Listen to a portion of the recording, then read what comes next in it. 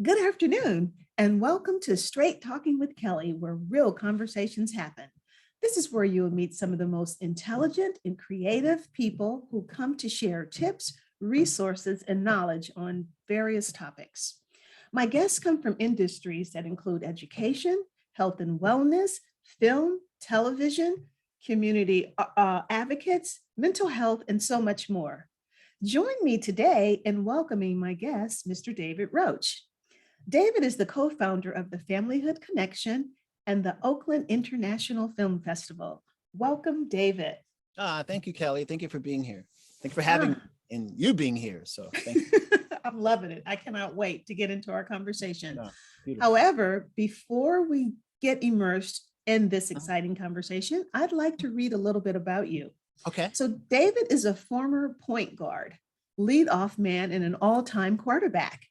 David is a graduate of Morehouse College, co-founder of the Familyhood Connection, and which is also known as Mo Better Food, the Oakland Film Society, which is also known as the Oakland International Film Festival. He is also a writer and author of The Adventures of Hotep. So David, talk to me about this point guard, whatever. Okay, I'm not into that. So I was the point, I played basketball growing up, and like many young children, they want to become professionals one day. And so my position was always point guard, who makes the plays in a sense, right? And then baseball season would come, and then I was the leadoff man. Okay. And then just in the neighborhood, the all-time quarterback is when you actually are the quarterback for both teams. And so you're really like calling the plays and just trying to get everybody, the best passes without, getting in the middle of who you really want to win. You got to do good for both sides. And so I thought that was an important part to add to my bio, because one, I like to remember my childhood and to kind of keep that child. And that's kind of what Hotep is in a sense, it's kind of like my child side. And then trying to, so that's pretty much the point guard and, leadoff man and all-time quarterback story. Okay. Okay. Well, that helped me because I know nothing about football. Okay. Now, so David, tell me, where were you born and raised, and what schools did you attend? Okay, I was born in San Francisco, and I attended Frederick Burke in San Francisco, and then we moved to Foster City. Then I attended Audubon Elementary School, Bowditch Middle School, San Mateo High School, and then I graduated and then attended Morehouse College in Atlanta, Georgia. Oh, okay. And one of the things that I did not do that I wanted to do was to walk down memory lane in terms of how we met. Yes, okay. And so I met you when I was the receptionist at KKSF Radio. Julie Nakahara Kurtz, actually, Kurtz is her new last name since she's married, introduced us. Do you remember that? I do remember that. And it was, I had returned to the Bay Area, I believe, and I hadn't talked to Julie in such a long time. And then she says, I really want you to meet this amazing person that I work with. And it was Kelly Armstrong. And so, okay. So that was some moons ago, but we won't go there right now. Indeed. And then also Jacky Wright, who is your publicist for the Oakland Film Festival, has also kept me immersed in our connection together, because I would volunteer with her for, every year when you would have the event. And so because our interview is going to be a part 1 and part 2, so part 1 will be with the Familyhood Connection that we're getting ready to get into. And then part 2 will be about the Oakland Film Festival, because you're going into your 20th event. That's right. 20th. Yes, that's right. And so that's going to be exciting to talk about that. So tell me now, your dad owned a sandwich shop called Max Meat located on MacArthur and 91st in East Oakland. Is this where the relationship between Mo Better Foods and the African-American farmers of California began with your organization, the Familyhood Connection? Talk about that journey. Well, you mentioned Jacky Wright, and I think it would be remiss of me to not mention that really, you said she's our publicist, but really when our events happen, basically we work for Jacky. Oh, So okay. she's- I she, believe it. yeah. So Jacky Wright is like, she's such an activist Yes. in the community, Yes. and Yes. she's done way more than a publicist. She's really like, keeps her ears to the ground, and the first thing is the wellness of the community. And Okay. it's always been a very special, just to keep in contact with her over the years. Okay. Every year is different, Yeah. because we all grow and we do different things, and she's been spending more time in Texas and different things. But to say that I'm always excited to hear her voice and to hear what's percolating, because she has all these ideas, and she always like really like stands up for the community, and that's something that we always want to be a part of. Yeah. And not to mention, she's also a filmmaker herself. Yes, and we showed her film on her father, Yes.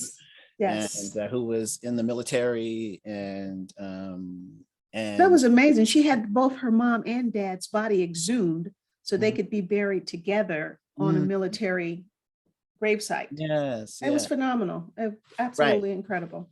yes. I think somebody needs to do a piece on Jackie, but Well, that's another I did. Now I Oh, do have did you? I have a podcast with Okay, her see how talking we think? exactly See how we think?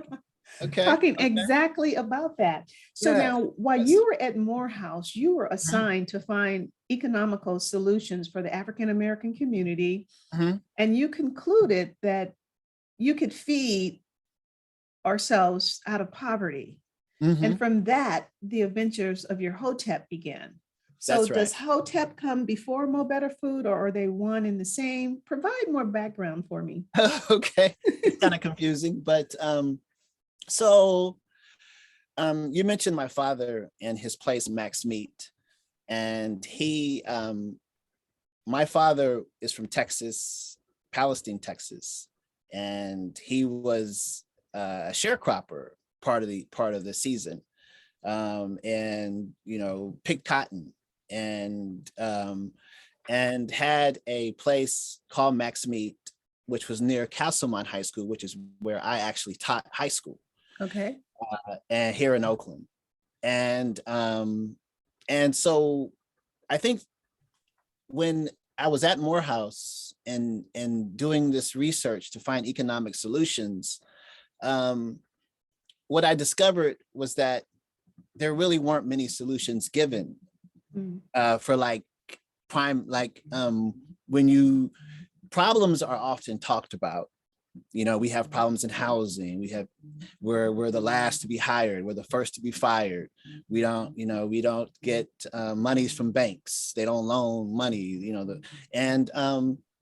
and so really I kind of transitioned my research to say, well, how have we been surviving despite the racism and the discrimination? And then I came across Tuskegee Institute, Mm. which was founded by Booker T. Washington. And Booker T. Washington then heard about the first African-American to receive a master's degree in agriculture, a man by the name of Dr. George Washington Carver.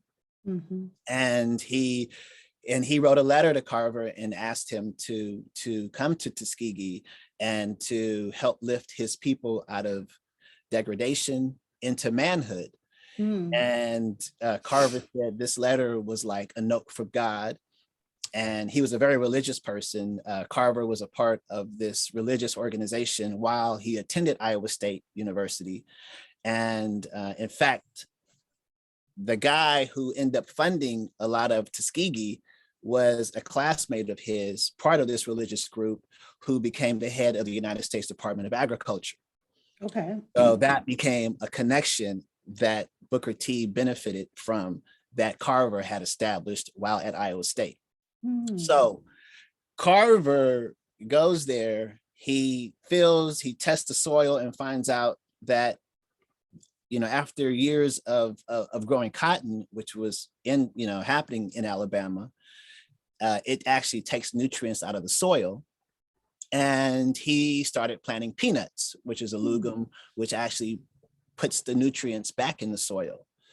And so that was why people often calls him the peanut doctor, because he actually planted so many peanuts. And it was really to build the soil and to start something called crop rotation, where after you plant Ah, something, you grow something else later. And so there was an abundance of peanuts. And the way the story goes is Carver took all these peanuts, stayed in his laboratory for like weeks, and then came out with over 300 inventions from the peanut, including peanut butter, including like peanut oil, including some kind of gasoline from peanut. I mean, so oh, many wow. inventions came from the Wow. peanut Okay. over, This yeah. is, mhm. And he had a student named Thomas Campbell who had to escape from his own family to attend Tuskegee because his father kept promising him like, hey, you know, we need you on the farm, but next year you can attend Tuskegee. Well, he got Okay. tired of hearing about next year, and he decided to run away. And he became one of Carver's top students who drove what was called the movable school. And the Mm. movable school was a wagon that Carver had designed, where they would take the knowledge from Tuskegee and actually bring it to the communities around Tuskegee, Alabama. And that really, when I heard that story, it was, and then Marcus Garvey read a book about Up From Slavery, written by Booker T. Washington, where he kind of talks about this and wanted to take, you know, to build that in Jamaica. Later on, Mahatma Gandhi in India was using the same movable school concept. It spread to Botswana, it spread to China and other rural areas. And so I became really fascinated with how we were able to create our solutions ourselves, despite the fact that, you know, when I was doing this research, the USDA had what was called the Pittsburgh versus USDA case, where one of the Black farmers had filed a class action lawsuit against the USDA, which denied loans to Black farmers. This came out to be about a $2.3 billion settlement, Wow. which just, you know, kind of ended about, I say about 10 years ago. And so,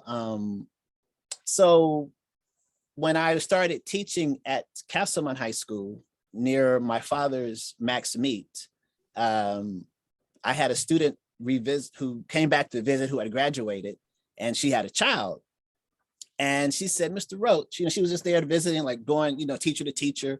And she came by and I said, why are you feeding your child candy? And she said, well, where can I find fruits and vegetables around here? And it kind of hit me like, okay, the research that I did at Morehouse is really a time to move on, you know, getting these Black farmers in California to bring the food into this community. And then we can create our own markets, we could create jobs from it, and we could eat healthier, and we don't have to rely on other people to feed us. And so when I say that we could feed ourselves out of poverty, the idea is that knowing that agriculture is the #1 industry in California, but we're less than a third of 1% of the farmers in California. And we have many liquor stores in our communities, but rarely do you see grocery stores. So that was the Absolutely. beginning. Yeah, so that was kind of Absolutely. like the beginning. Uh-huh. Wow. You know, and I love the historical context, you know, fascinating, you know, and so I just learned something about the cotton draining the soil from its nutrients, and then Mr. Peanut Man Mr. putting it Peanut. back, you know, Right. he's putting the nutrients back, you know, That, it's, yeah. it's just amazing. Now, you know, I ran a culinary program over at the Bayview YMCA, and it's a liquor store across the street from it. Mhm, I guess it's a liquor store. I don't know. I guess it's a liquor store, grocery store, whatever it is. But mhm. they had no, it was just all potato chips and da da da da da. Right. And my goal, what I wanted so desperately, was to have a food truck Yeah. across the street, you know, right on that corner where I could, you know, in the morning they could Right. come and buy fruit and, you That's know, right. fresh drinks and whatnot. Anyways, so I understand the, Mhm. you know, the food deserts in our community. So I Right. think it's wonderful that you're doing that. So now, from what I know, the Familyhood is a global vision of building a healthy, sustainable community for the people that live in that community. That's And right. two of your models drive the Familyhood. Could you tell me what they are? Yes. Well, the first motto is that familyhood defines the school as a center of the community. Okay. And not just the physical location of the school. It actually sees the school as all of the intelligence that have been a part of the school. Mm. So it's, so in other words, if you are a graduate and alumni, you're still part of familyhood, the school. If you're a student entering the school, you're still part of the familyhood. So the two mottos are: every school shall have a student government association, a functioning parent-teacher association, and a functioning alumni association. And the second is every school should have a garden, a farmer's market, and a grocery store. And basically, the organizations that I mentioned for Motto 1 actually run the garden, the farmer's market, and the grocery store. Okay, so now talk about the do now strategy. And these are happening in the schools. But before you do that, how do you get schools involved? What does that entail? That's a good question. That's a great question. Okay. Well, it's been different at every school. And it's sort of like, we started with McClymonds High School because I taught at McClymonds High School. Okay. And they eventually were able to get a garden over there. And then they had a program called Planting Justice that kind of took over the garden. And then we had to work with some of their people and some of the alumni that I knew personally. So it was kind of like a lower hanging fruit because I had actually taught at the school. Okay. My children at one time attended Oakland Tech High School. And because I was always at Oakland Tech, I happened to meet with the principal and then, share what our vision is and how we want to have a school garden and get students involved. And so we worked directly with a garden club that was, connected to the science teacher there. Okay. Then we started First Saturdays, which is what we call our Do Now strategy, is First Saturdays, meaning that that's a monthly volunteer day. That's what we call it. Okay. And more recently, we're working with Hoover Elementary School in West Oakland, which is run by Wanda Stewart, who runs the garden there, and who actually, has an amazing garden, and students are very much involved in the school. And so to say that it works differently at every school to get started. And what we're really working towards is to really become more of a platform where once we get them started, we can connect the schools so they can actually, so the parents or the PTA at one school could say, hey, how's the PTA doing at, McClymonds? Like, what are you all doing? This is what we're doing. Student government can say, hey, this is what we're doing. What are you guys doing over at that school?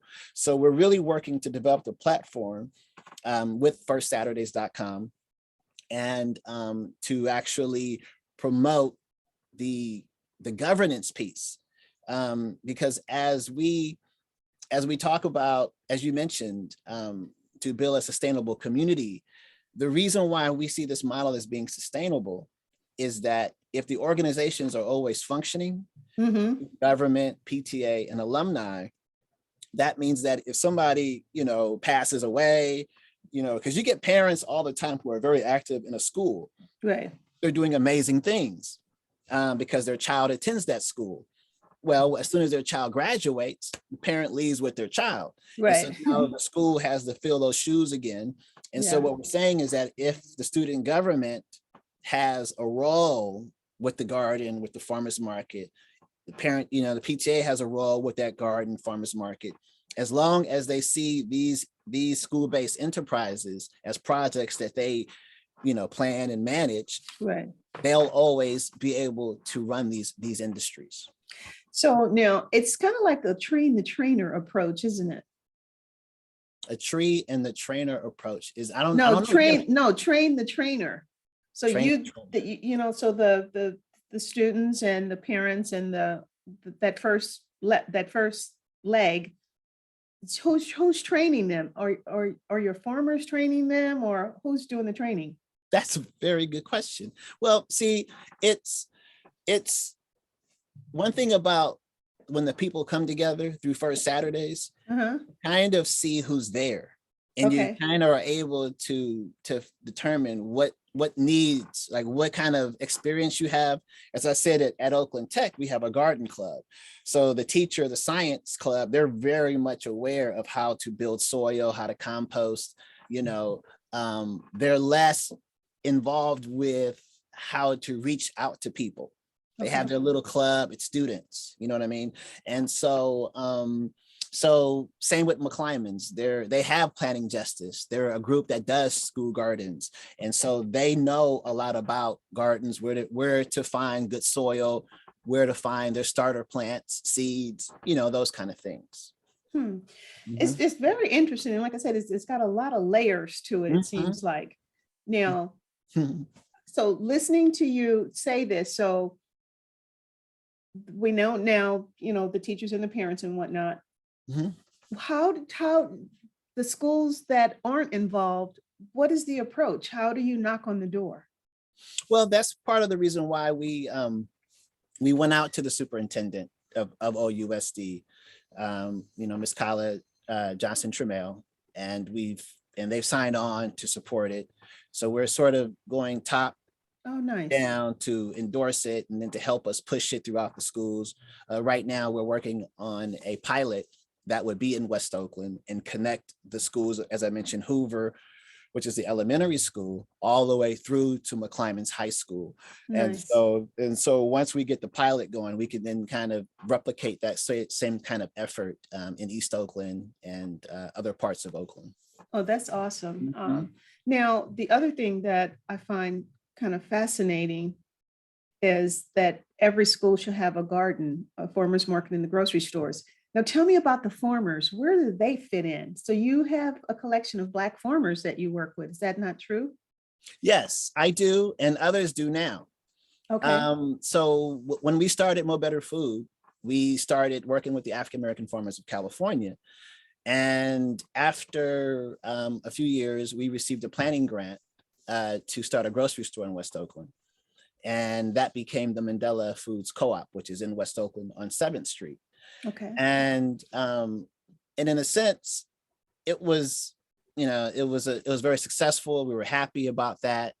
At the same time, it didn't feel sustainable, because it's just our organization, you know, building, you know, the garden. I mean, you know, like the grocery store concept, the farmer's market.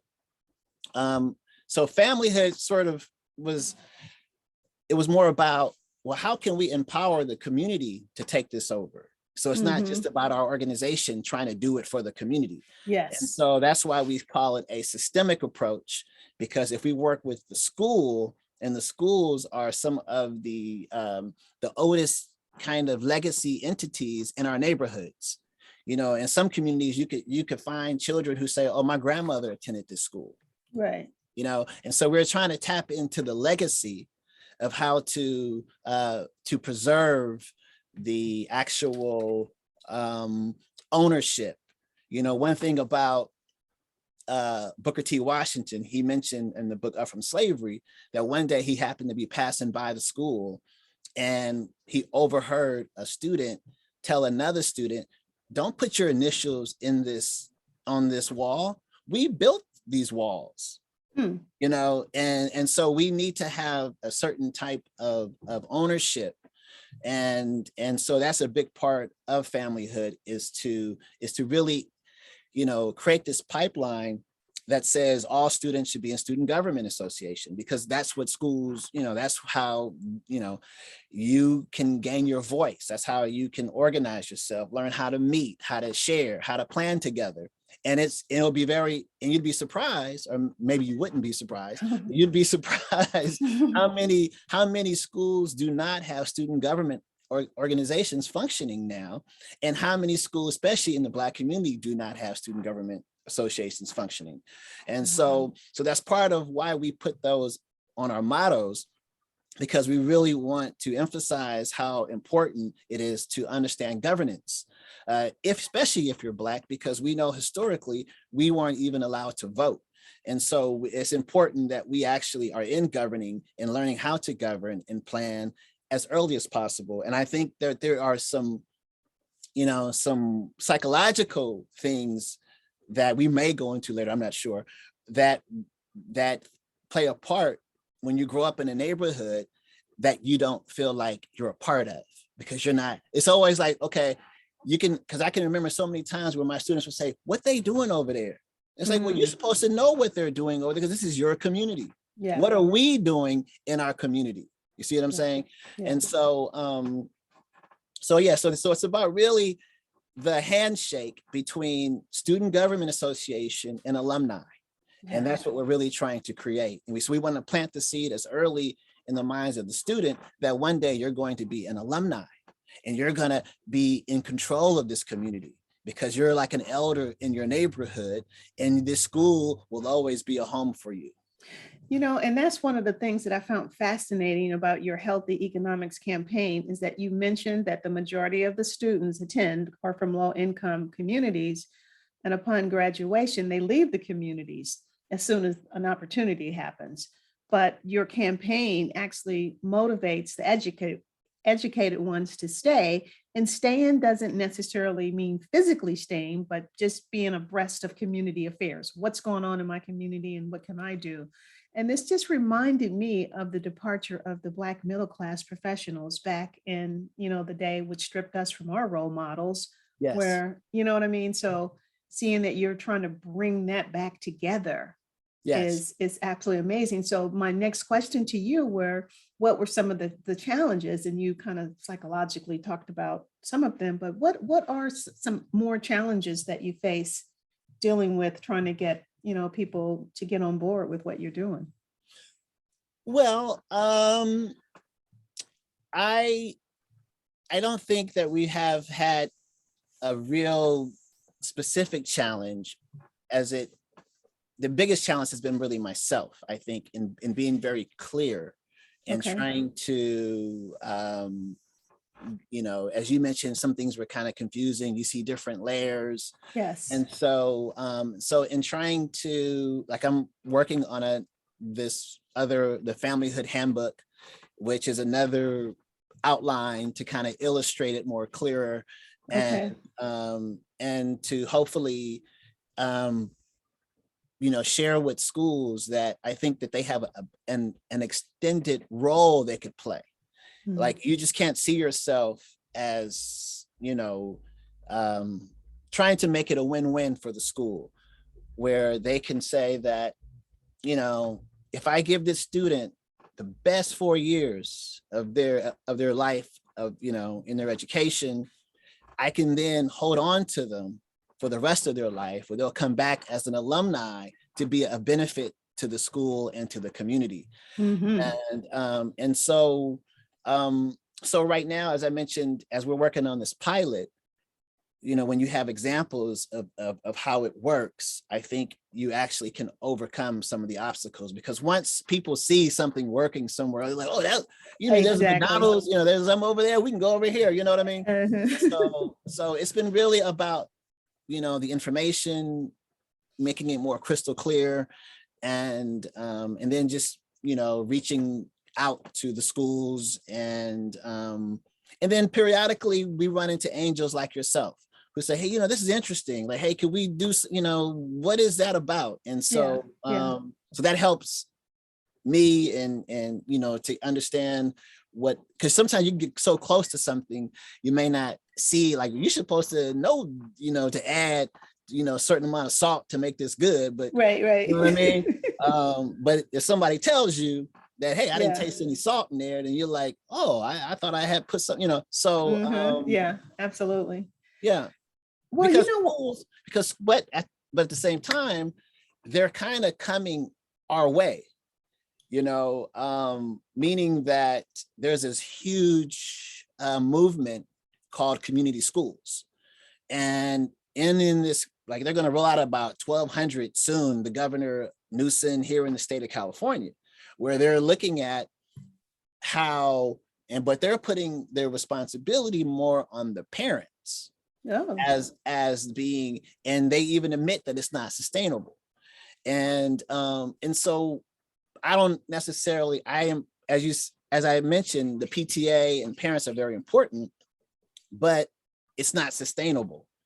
And that's kind of what our voice is kind of different about when it comes to familyhood, is because, for one, I think that there is a major decline of the Black family. There's a major decline of even parents in our neighborhoods that actually can participate. Most of our parents are always working 2-3 jobs, just trying to stay in the neighborhood. Right. So when this whole community school thing unfolds, and the way, schools are already closing in our neighborhoods, are they're talking about closing some schools, especially in the Black community. I'm hoping that familyhood could actually be a better option to actually keep the schools and empower the community to run the schools. Wow, that's so amazing. That's just really kind of sad to hear that they're closing schools like That's that. right.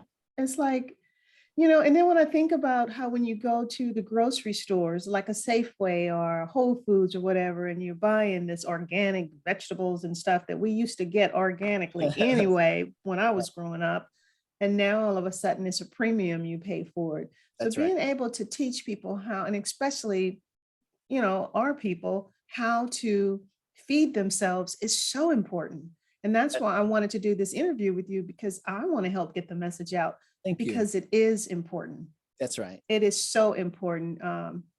Now, one of the things I know, you received a certificate of congressional recognition from Congresswoman Barbara Lee for Mo Better Foods. Talk about that for me. What got her interested in what you were doing? Well, I'm not exactly sure. That was, I think, about 98, 99, when we were hosting the Black family, Black farmer celebrations. And we were, we talked about hosting the farmers market at my father's place, Max Meat. We hosted some other events. We were just proactive. It was a time when there weren't really farmers market in our community. There was not a relationship really happening with Black farmers. I remember we were holding this event and I got a call and it said, hey, Congresswoman Barbara Lee wants to give you the certificate. And it was after we held the Mo Better Foods conference in San Francisco, where we had Ben Burkett come down from Mississippi, who was their president of their co-op. We had some urban gardeners. Oh, wow. You might remember Catherine Sneed, who was doing some work in San Francisco with prisoners and doing some gardening work in the Hunters Point area. So, just being busy trying to do the work. And then all of a sudden, sometimes I think you get recognized for what you do. Yes, absolutely. It was a beautiful to have her support, and we just kept going. We started, students in my class started conducting research more. They actually came up with, it's kind of like, well, Mr. Roach, like, what should we do? Like, I was like, I want y'all to think about it. They wanted to write, like, it was during a time that you might remember a search engine called Ask Jeeves. Yes, I remember that. Well, yes. So it was Yahoo and Hotmail days. And so there was information on the internet about the Pixford versus USDA case, as I mentioned earlier, where, Black farmers weren't receiving, settlements from the USDA. And I mean, not settlements, but funding from the USDA. So it turned out to be this $2.3 billion settlement. And so I think it was a combination of the students wanting to get involved and to say, hey, let's create a market for our farmers here at the school. And we started it at McClymonds High School, where we, on an ongoing basis, provided a location. My students did, they created flyers in Microsoft Office and learned how to develop a website using Front Page. And so I taught business, and they had to, and they used our farmers market as part of a project. Nice. And so I think a combination of those things got the attention of Congresswoman Barbara Lee, and then she wanted to help spread the word. That's beautiful. Good for her. Good for her. Now, the Yeah. other thing, so as we talk about the farmers, do they have like farmer markets? I mean, is there some place where we can actually go see some of these Black farmers? Where would we go? Thank you. So after the grocery store was, after our planning grant, the grocery store, as I mentioned, just kind of like, the purpose of the grocery store was because we were thinking that our farmers could have a place where you could purchase their food every day. Okay. Most farmers market happen, once a week, some even once a month. Right. And so we were saying that, hey, if we have a store, they could constantly supply the store. And so I kind of switched into the familyhood of really working some of the first Saturdays, because I didn't feel like it was sustainable. Okay. Doing another organization called the Freedom Farmers Market kind of piggyback on what we were doing, started working with the African American farmers of California. They're headed by Dr. Gail Myers, and they host the farmers market on like 45th and Shattuck in Oakland. Okay. So that still continues. The African American Okay. farmers still come down, and we actually held part of our film festival at their farmers market this past year to bring more awareness, so people know that the Black farmers are still coming down to Oakland. The last couple of years have been very strenuous because of the pandemic. Yeah. And so and now around this time, it's hard to do a market because you get the rain going on. Right. So I don't know. I think they're doing it once a month, and then they're going to kick it off when it's once a week, once again. Okay. Okay. Well, that's nice to know. Good to know. Yes. Now, what are some of the ways people can help you, the listening audience? What could they do? How can they be supportive of the program?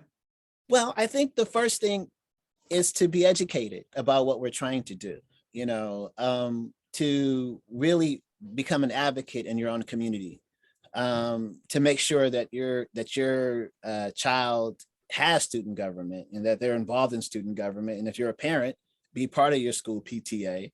If you're an alumni, be part of your alumni association. And if you see that, a once a month effort can help bring you all together, with Familyhood, then we're hoping that we can help promote people to come out to your school and to, get your garden going. And we'll do whatever we can to help, create the model of really empowering, the community, using the school as the centerpiece. Okay. As the hub. Okay. Mm-hmm. Nice. So now, David, we're going to actually take a break from all of that, and I'm Okay. going to get some personal stuff from you again. Okay. So looking back over your life and career, name 3 people that have been inspirational to you. My mother, my father, my oldest brother. Okay. I say my oldest brother, all my brothers, but I have an older brother who's a doctor, and who's probably, he was at Morehouse, and I think from a child I wanted to go to Morehouse. But I have another brother who's writing plays, and he would inspire me to go into film. Okay. There's so many, I can just say Okay.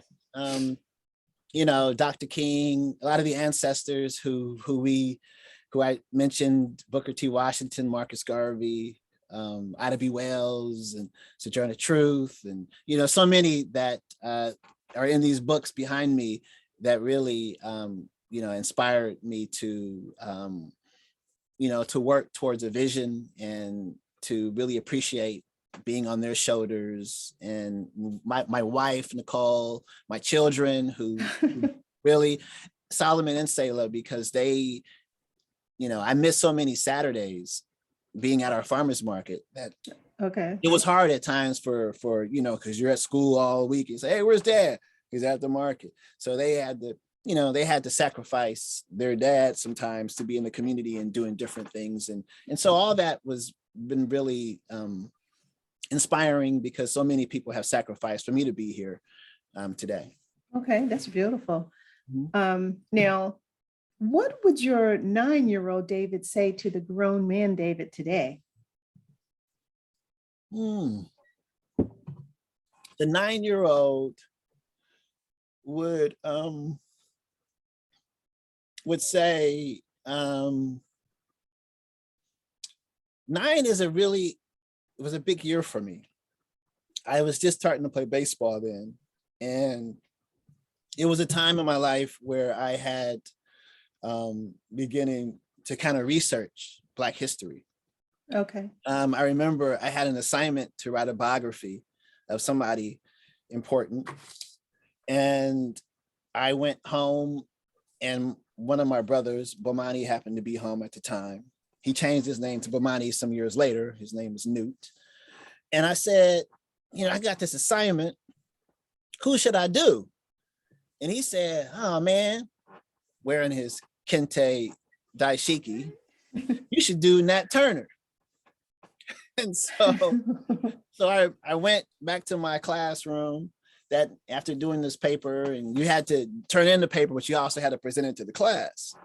And Julie Nakahara, as you mentioned earlier, one of my friends, she was in the audience because really, I was really one of the only few Black folks in my class. And when I spoke about Nat Turner, when I did the research on Nat Turner, I made this statement that he was like our Patrick Henry, the one who said the British are coming, the British are coming for the liberation of America against the British. And I remember I looked over to my teacher, and my teacher was turning red because I mentioned how he fought and they killed slave masters and they were trying to free Black people out of bondage. And I think the seed was planted in me then that our freedom wasn't as respected as other people's freedom. And so the 9-year-old, I think, would say to me today, we still got a lot of work to do, and don't look back, keep moving forward, because right now the situation is I think we're in a more dire. Yes. We have, because when I was 9, I feel like I remember getting my hair cut in certain neighborhoods in Folsom, in San Francisco. I remember like Black communities. I remember, and I feel like the 9-year-old is like, man, you got to pick up the pace, brother. you got to pick up the pace. It's not, so yeah. So yeah. Well, that's so amazing that you touched on that when you said that, it's actually hasn't gotten better. In some ways it has, in so many ways it hasn't. The simple fact that they're trying to take our books out of the schools, it's like, you've got to be kidding me. Right. You can take the books out, but that still doesn't change the history. It doesn't change it, So anyways, that's a whole nother interview.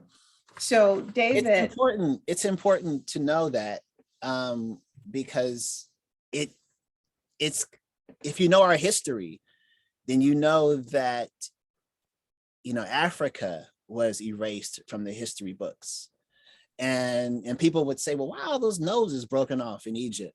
And why is it that there's so much, like, you got these people talking about Martians and whatnot that came in to deny the fact that these were African people who built the pyramids and had all this great civilization. So they make it like UFOs came here, all these years ago. Just right? anything but us, right? That's right. That's right. And they talk about how these were, white people who were browned by the sun, for some people.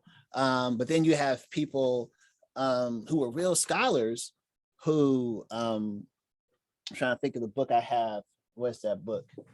But anyway, he talked about, I'm trying to think of his name, but he went to Kemet, to Egypt in the 1700s. And he said, when he did the research and he wrote about it, that the same people that we call barbarians actually built civilization, the sciences and the mathematics. And when he returned with this information, he was thrown in jail. And so so the removing of the books today is just like a modern day attempt to keep us from really knowing ourselves, and for others to know, what is true, and to hopefully keep us down. You know what I mean? Oh, Like absolutely. and so I think that it's going to backfire. I think that because they are trying to prevent you from reading these books, just People like are gonna, yeah, worst thing you can do as a parent is say, I don't want you being right, with that boy. You right. know what I mean? Your daughter's gonna be like, wait a minute, like you can't do that. You know what I mean? Right, Like you should just go exactly. ahead and let them see each other. Maybe ask some questions like, well, are you guys studying together? Is he studying or is he planning on, so you can Uh-huh. let her hopefully know that, well, you got to study to be, you know what I mean? And Yeah. so I think it's going to backfire.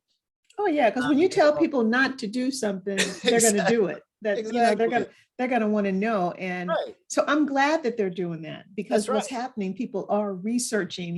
Thanks to Google, Right. it'll all pop up. There you It will go. pop up. Like these So are the books that they don't want you to read. You'd be like, well, I'm reading that book. exactly, Somebody tell you, don't press that. Whatever you do, don't press that red button. Guess what? That exactly. person presses the red button. Oh, So absolutely. So yeah, so no, we're definitely but the simple fact that there are people like yourself out there doing good work and actually reminding people of our founding fathers and mothers, that you cannot go forward until you know where you came from. And the yes, simple fact that you're reaching back to Carver and Booker what's his T. Booker Washington, T. Yeah, Booker Thomas T. Campbell, and Martin Exactly, Luther that you're King. actually referencing them, and like these are the people's whose shoulders you're still standing on, because you can't get better than them. And so when I hear people say, oh, they got that slave mentality, and I said, you better wish, because some slaves were so brilliant, so bright. I'm That's right. like, you do not have a slave mentality. You have That's right. the white man's mentality, the one, your slave master mentality. That's what you have. Yes. Yes. Because slaves were always trying to figure out ways for freedom, to find that freedom. And we're still in that boat right now, where we're still trying to find our freedom. That's And right. when I think about Martin Luther King, I'm like, I wonder what he would say right now. He'd be like, you've got to be kidding me. I agree. I think, especially with this war in Ukraine going on. I mean, because he was a humanitarian. He was hoping for all races to understand we have a potential and a responsibility to live and let live. Yeah. And I think that our leadership, just their Operation Breadbasket that he was doing before he was assassinated, I think would be on a whole different level now, where he was able to host those press conferences Mm-hmm. and go to a city like Oakland and say, to Clorox or other big companies and say, wait a minute, we got 40% Black folks in Oakland and you only have 10% working for you. Yeah. You need to put some money in here so that we can start hiring Black people to work. Otherwise, we're going to, and that was happening through that program. And I think that was, as he talked about in his last book, Where Do We Go From Here? Chaos Our Community, that, this was part of their program. And so, Jesse Jackson and then Abernathy kind of continued that work. But I think that definitely his curve towards justice is really missing. We miss him. And Yeah. it was just yesterday. I mean, if you Yeah. really think about it, I know, like, my mother, she'll be 90 in May, and she used to make dashikis that King would wear when he would come into town. Oh, okay. And so he was just, they're around the same age. He would still be just an elder if he was allowed to do the work. Yeah. Yeah. Yeah. Mhm. Whew. Mouthful. So, David, is there anything else you would like to say to our listening audience before we say goodbye? And then also let them know how they can reach you. Yes. I would just say that, Familyhood, the Familyhood Connection is our organization. Firstsaturdays.com is the website to promote what we call the monthly volunteer day to advance towards familyhood at every school and every community. And I can be reached at droach@firstsaturdays.com. That's 1ST, Saturdays plural.com. Wow. Well, David, thank you again for being my guest on Straight Talking with Kelly. All right. Thank you. And I'm definitely looking forward to our part 2, where we're going to talk about the Oakland International Film Festival that's coming up. So you stay put, audience, you stay tuned, because I will be back. And again, thanks for listening to Straight Talking with Kelly, where real conversations happen. Make sure you hit that like button, subscribe, and share this information with your friends. All righty. Looking forward to seeing you again. Thank you. Thank you. Bye-bye.